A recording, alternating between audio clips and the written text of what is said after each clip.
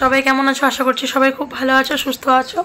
তো আমিও বেশ ভালোই আছি। আজকে তোমাদের সঙ্গে একটা আমি নতুন রেসিপি শেয়ার করব ভাবলাম। কি ভ্লগ শেয়ার করব বুঝতে পারি না, কারণ আমার তো রান্না খুব একটা করা হয় না। মাঝে মধ্যে টুকটাক রান্না ইচ্ছা হলে করি, কারণ আমার রান্নার লোক আছে। আর রান্নার লোক এই কারণেই আছে, আমার শরীরে অসুবিধা আছে তার জন্য। তোমরা তো আমার অনেক দিনের ভিউয়ার, তাই না? মাঝে আমি ভিডিও করা একদম প্রায় বন্ধই করে দিয়েছিলাম, কারণ আমি একদম মন থেকে ভেঙেই পড়েছিলাম যে আর করবো না, আর আমার কিছু হবে না, আমি কোনোদিন আর ঠিক হব না, এরকমভাবেই আর কি একটু ডিপ্রেশনে চলে গিয়েছিলাম। সেখান থেকে আবার নিজেকে কিভাবে কাটিয়ে উঠেছি, কিভাবে আবার পুরো নর্মাল লাইফে ফিরেছি, সেটা তোমাদের সাথে একদিন নিশ্চয়ই শেয়ার করব। কিন্তু আজকে আমি তোমাদের সঙ্গে একটা ভালো রেসিপি শেয়ার করব।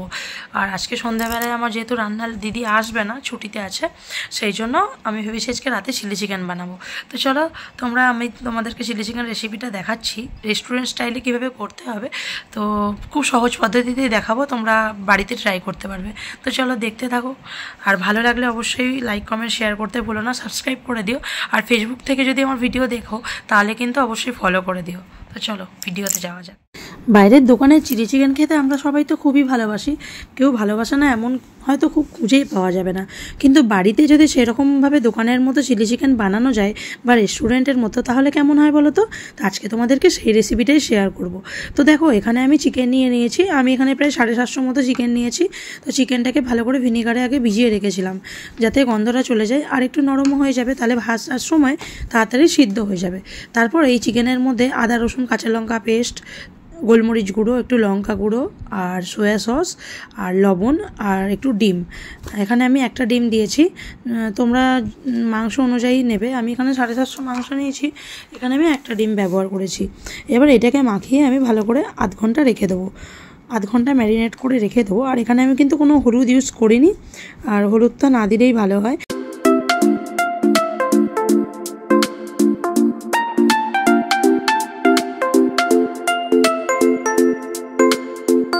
চিলি চিকেন করতে আমার কিন্তু খুব বেশি কিছু লাগবে না। পেঁয়াজ, ক্যাপসিকাম, এখানে একটু আদা কুচি আর রসুন কুচি আর কাঁচা লঙ্কা, এগুলোই লাগবে, আর সস লাগবে। আধ ঘন্টা হয়ে গেছে। এবার আমি কর্নফ্লাওয়ার দিয়ে এই যে ম্যারিনেট করে মাংসটা রেখেছিলাম, এই কর্নফ্লাওয়ার দিয়ে মাংসটা ভালো করে মাখিয়ে তারপরে আমি পকোড়াগুলো ভেজে তুলে নেবো, কারণ চিলি চিকেনের জন্য তো আমাকে আগে পকোড়াটা ভেজে নিতে হবে। তো এখানে কর্নফ্লাওয়ারটা একটু মাপ করে দিতে হবে, মানে তোমাদের মানে যে লেইটা হবে না, মাংসর উপরে যে লেয়ারটা হবে, সেটা যেন খুব মোটাও না হয়ে যায়, আবার খুব পাতলাও না হয়। মানে পকোড়া ভাজার জন্য যতটা মানে হাতে ধরবে আর কি চিকেনটা, সেই রকমভাবে আর কি কর্নফ্লাওয়ার নিয়ে সেই অনুযায়ী মাখিয়ে নিতে হবে। তোমরা এখানে একটু চাইলে ময়দাও দিতে পারো, তাহলে একটু টাইট হবে আর কি, মানে যে মাখাটা আর কি টাইট হবে, আর ভাজতে গেলে একটু মানে ক্রাঞ্চি হবে। আমি এখানে ময়দা ইউজ করিনি, আমি এখানে কর্নফ্লাওয়ার দিয়েছি। এবারে ভালো করে মাখিয়ে নিয়ে পকোড়াগুলো এবার সাদা তেলেই ভাজছি। কড়াতে আমি তেল দিয়েছি অনেকটাই।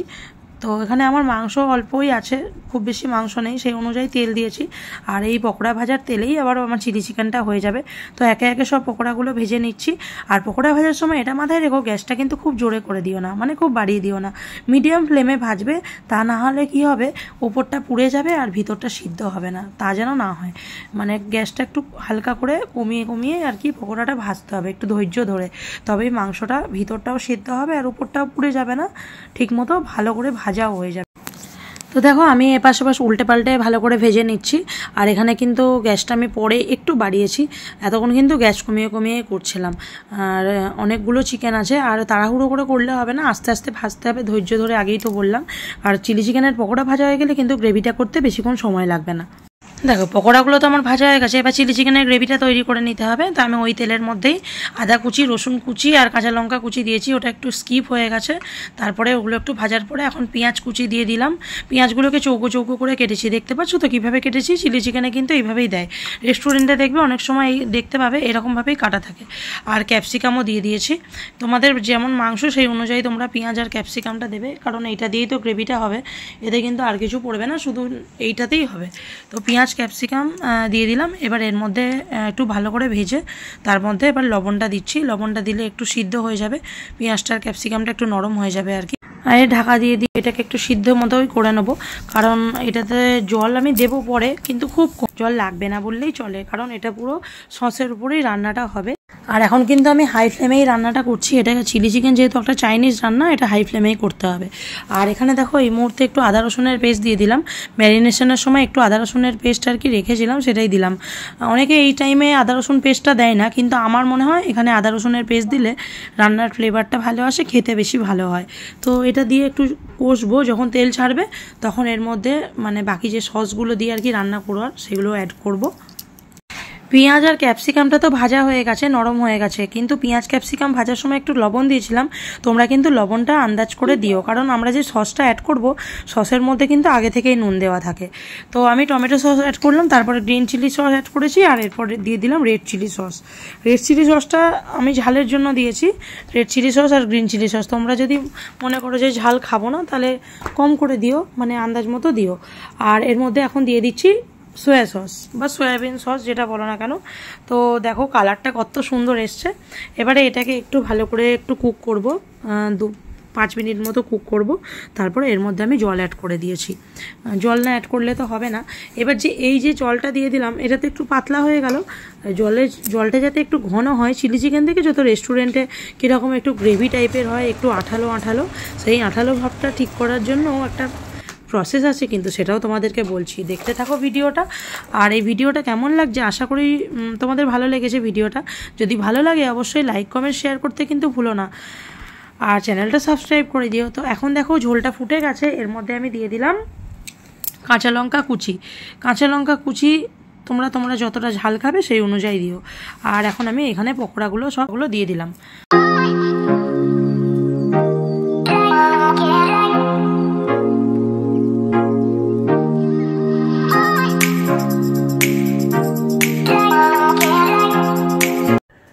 তো দেখো এখানে আমি বললাম না যে ওই চিলি চিকেনে মানে একটু জল অ্যাড করেছি, তার জন্য একটু পাতলা হয়ে গেল। সেটা যাতে একটু গ্রেভি হয়, একটু টান হয়, ঠিক দোকানে যেরকম একটু আঠালো ভাব থাকে সেটা যেন হয়, তার জন্য আমি একটা ট্রিক্স ব্যবহার করব। তো এখানে আমি দেখো বাটিতে 1 চামচ কর্নফ্লাওয়ার নিয়েছি।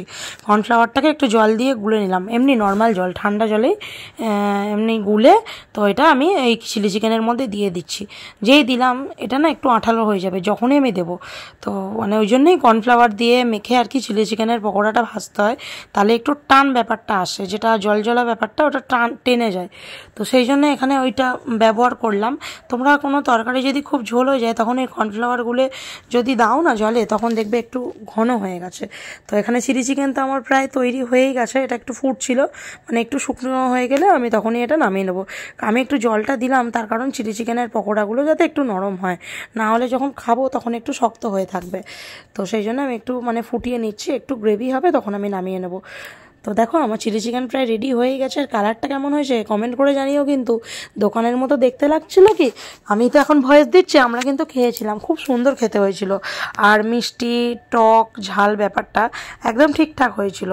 এই চিলি চিকেন রুটি বা পরোটার সাথে খেতে কিন্তু খুবই ভালো লাগে, কিন্তু ফ্রাইড রাইসের সঙ্গে এই চিলি চিকেনের কম্বিনেশনটা কিন্তু দারুণ যায়। আমার কিন্তু খুব ভালো লাগে খেতে। তোমাদের কার কার ভালো লাগে অবশ্যই কমেন্ট করে কিন্তু জানাতে ভুলো না। তো চলো এখন রাতের ডিনারটা করে নিই। আমার বর আর আমার মেয়ের আবদারেই বানিয়েছিলাম আজকে চিলি চিকেন। ওরা আমার হাতে চিলি চিকেন খেতে খুবই ভালোবাসে। তো চলো আজকে ভিডিওটা এখানেই শেষ করছি। সবাই খুব ভালো থেকো, সুস্থ থেকো। আবার একটা অন্য ভিডিওতে দেখা হবে।